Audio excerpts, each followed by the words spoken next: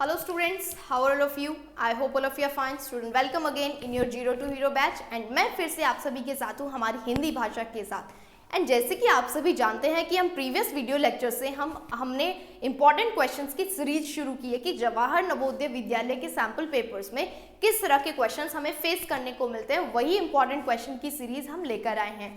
ठीक है students, previous video lectures में हमने सैनिक स्कूल कक्षा 6 और जवाहर नवोदय विद्यालय कक्षा 9 के सैंपल पेपर्स को डिस्कस किया था।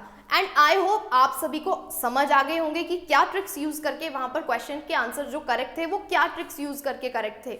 ठीक है, तो आज मैं फिर से आप सभी के साथ हूं जवाहर नवोदय विद्यालय कक्षा 9 हिंदी भाषा महत्वपूर्ण प्रश्नों के साथ कि किस तरह के क्वेश्चंस हमें इस सैंपल पेपर में फेस करने को मिल सकते हैं। तो बच्चों चलिए हम आज का वीडियो सेशन शुरू करते हैं हमारे सुविचार के साथ। देखिए हमारा सुविचार क्या है। लक्ष्य एक होता है और रास्ते अनेक। हमारा जो लक्ष्य होता है, जो डिटर्मिनेशन हमारे जीवन में होता है हमारा, वो सिर्फ एक होता है। हम एक बार अपने एम को डिसाइड कर लेते हैं, लेकिन उस तक पहुंचने के रास्ते बहुत सारे होते हैं। कभी रास्ता बंद हो जाए तो रास्ता बदलो, लक्ष्य नहीं। और यहाँ पर कहा गया कि अगर उस लक्ष्य तक पहुंचने के रास्ते बंद हो जाएं तो रास्ता बदलना है, क्योंकि रास्ते अनेक है, लक्ष्य नहीं।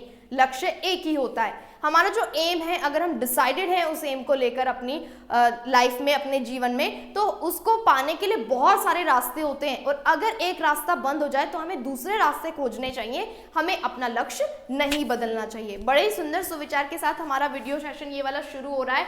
तो चलिए बढ़ते हैं हम सबसे पहले प्रश्न की तरफ। देखिए क्या है पहला प्रश्न। किस विकल्प में दोनों शब्द अनुपम के पर्यायवाची नहीं है? पर्यायवाची समान अर्थ वाले शब्द। अनुपम एक शब्द है जिसका अर्थ है अद्वितीय, जिसकी तुलना में कुछ भी नहीं आ सकता। अनुपम है, अनोखा है, अद्भुत है, ये सारे समानार्थी शब्द इसके होते हैं। तो हमें क्वेश्चन में बताना है कि यहाँ पर जो शब्द दिए गए हैं उन शब्दों में से इसका पर्यायवाची शब्द कौन सा नहीं है। देखते हैं। अपूर्व, जिसके पहले कुछ नहीं हो सकता, और अतुल, ये भी अनुपम का ही पर्यायवाची है।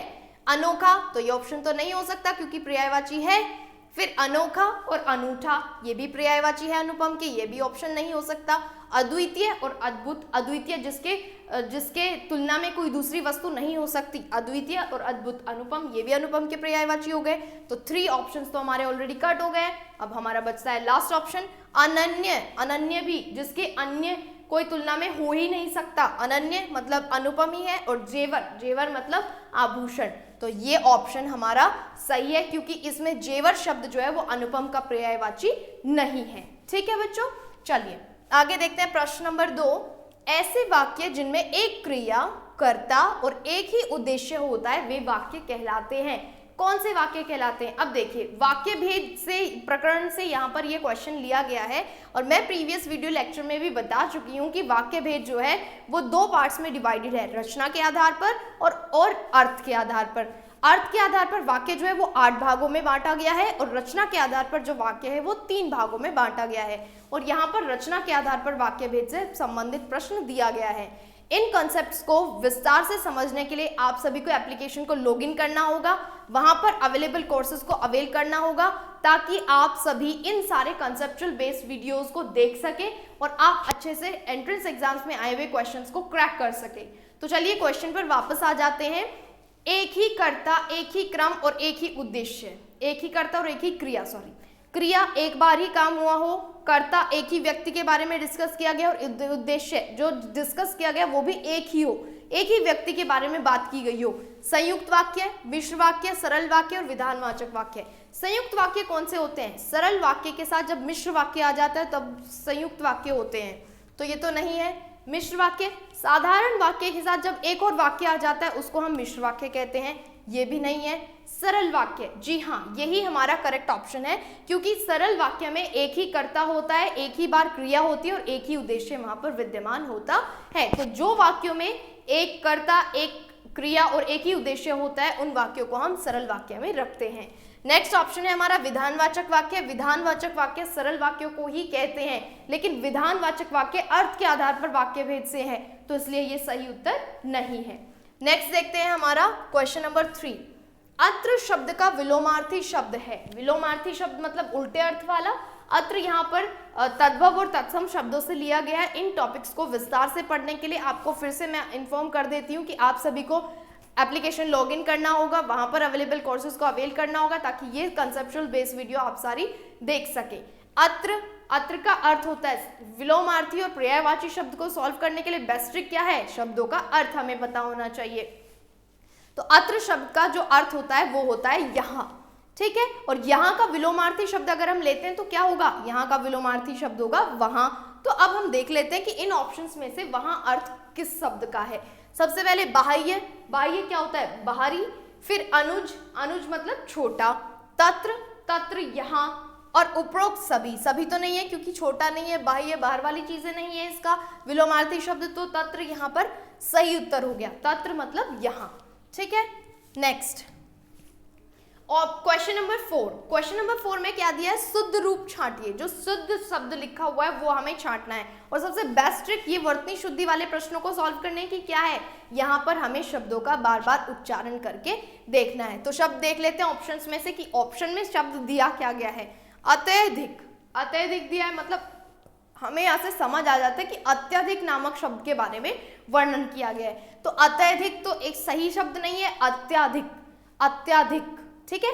आधा त, य और धिक, ध मतलब छोटी ई है क्योंकि धिक शब्द को हम थोड़ा जल्दी बोल रहे हैं, तो ये अत्यधिक। अत्यधिक ये नहीं है, अत्यधिक ये भी नहीं है,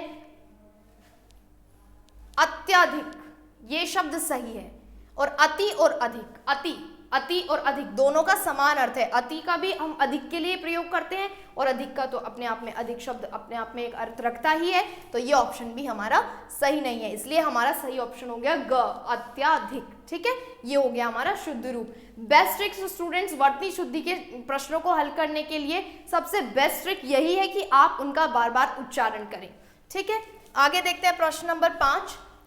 मूर्खों या अज्ञानियों में अल्पज्ञ लोगों का भी बहुत आदर होता है। जो लोग मूर्ख होते हैं, जो लोग अल्प ज्ञानी होते हैं, जिनको ज्ञान नहीं होता, अगर वहां पर कम ज्ञान वाला व्यक्ति भी हो तो उसका आदर करते हैं सब लोग, और सब उसको क्या समझते हैं कि सब उसको सम्मान देते हैं कि हाँ ये बुद्धिमान व्यक्ति है, ठीक है। निम्नलिखित का आग्रह करते हुए आप किस लोकोक्ति का प्रयोग करेंगे। कौन सी ऐसी लोकोक्ति है जो इस वाक्य के लिए सही होगी। तो चलिए देखते हैं ऑप्शंस में से।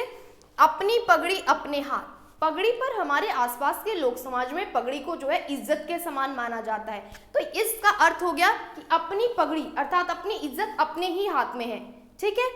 तो ये तो अर्थ नहीं है, यहाँ नहीं निकल रहा है, इसलिए गलत है। अपना रख और पराया चक, जो व्यक्ति अपनी चीज सुरक्षित रख करके दूसरे व्यक्तियों की चीजों का उपभोग करता है तब कहा जाता है अपना रख और पराया चक, ठीक है। तो ये भी ऑप्शन सही नहीं है। अंधे की लकड़ी, अंधे की लकड़ी मतलब एकमात्र सहारा। अंधे की लकड़ी, अंधा व्यक्ति लकड़ी के सहारे ही तो चल पाता है, तो एकमात्र सहारा हो गया। अब ये वाला ऑप्शन भी नहीं है, यहाँ पर कोई सहारे की बात कही नहीं गई है।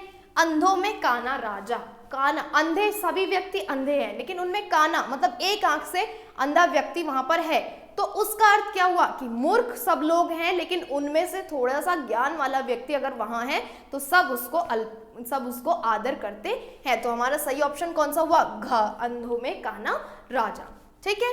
प्रश्न नंबर 6, निम्नलिखित में से समूहवाचक संज्ञा छांटिए। समूहवाचक जो समूह का बोध कराती हो, यहाँ पर 4 ऑप्शंस दिए गए हैं, इनमें से हमें समूहवाचक संज्ञा छांटनी है। तो चलिए शुरू करते हैं। लोहा, लोहा एक ऐसी वस्तु है जिसका मापन करके हम जान सकते हैं, और जिन वस्तुओं का मापन करके हम जान सकते हैं उन वस्तुओं को क्या कहते हैं, द्रव्यवाचक संज्ञा के अंतर्गत आती हैं, तो ये नहीं है।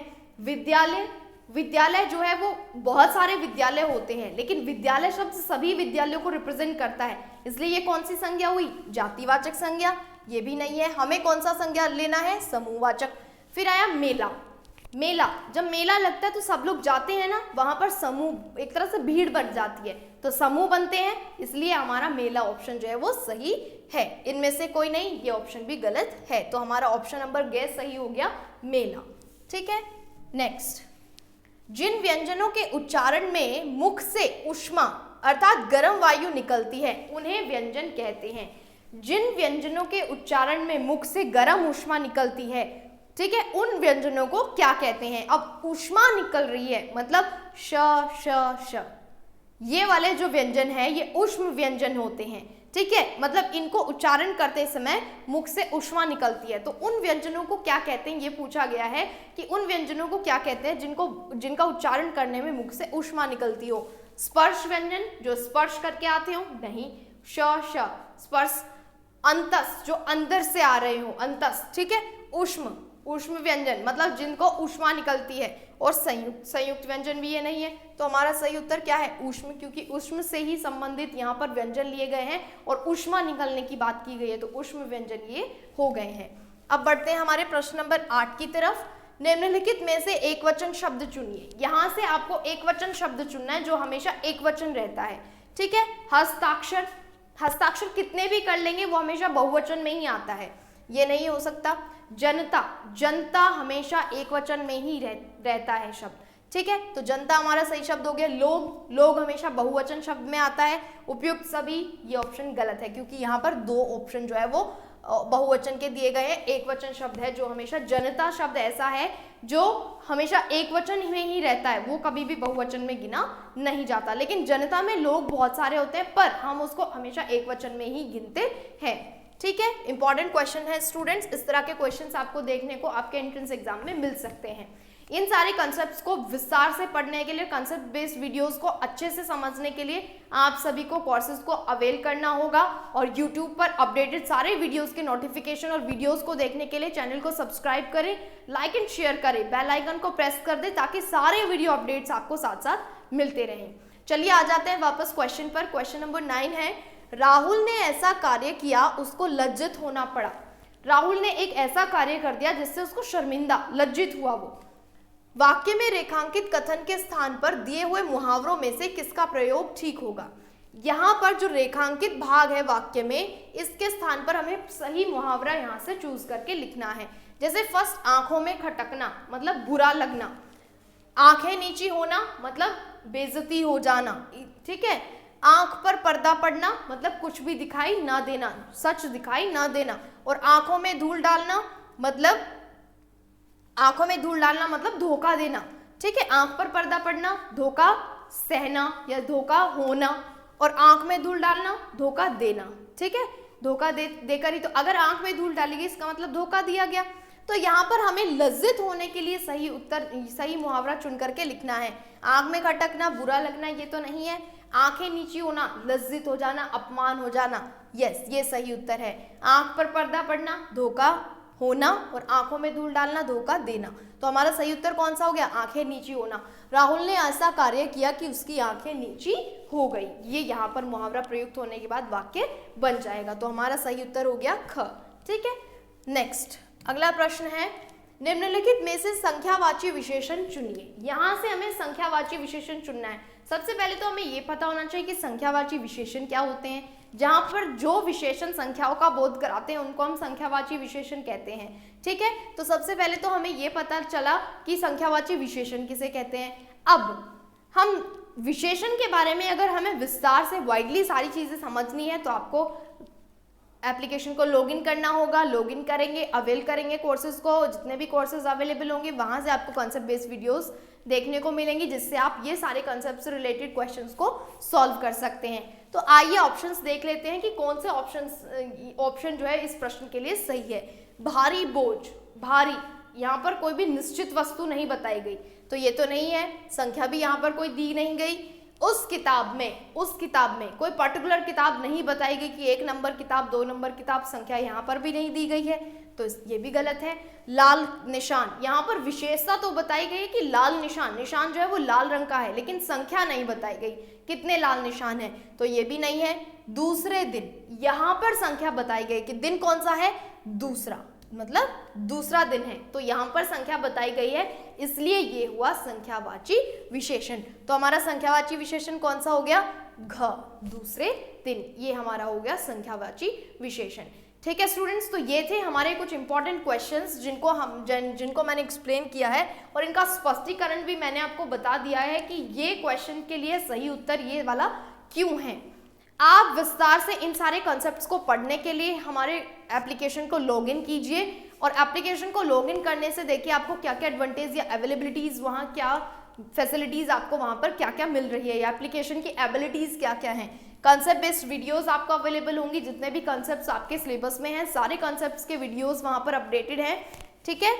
टॉपिक वाइज क्विजेस, जितने भी कंसेप्ट बेस्ड वीडियोस हैं उन्हीं से रिलेटेड क्विजेस आपको वहाँ मिलेंगी, ताकि आप अपने आप को एनालिसिस कर सके कि वीडियो से आपने कितना सीखा। मिक्स क्विजेस, सारे टॉपिक्स कंटेंट्स जब आप कंप्लीट कर लेंगे वहाँ पर सारे टॉपिक्स से रिलेटेड क्विजेस भी आपको अवेलेबल मिलेंगी, ताकि आप यहाँ पर भी अपने आप को एनालिसिस कर सके कि आपने सारे टॉपिक्स के कंटेंट को कितना समझा या आपको कितना उससे आया है। प्रीवियस ईयर्स के सैम्पल पेपर्स आपको यहाँ पर मिल जाते हैं, ठीक है। प्रीवियस ईयर्स के सैम्पल पेपर्स से आप अपनी प्रैक्टिस कर सकते हैं, और प्रीवियस ईयर के सैम्पल पेपर्स की एक्सप्लेनेशन वीडियो भी आपको अपडेटेड यहाँ पर मिलेगी, ठीक है।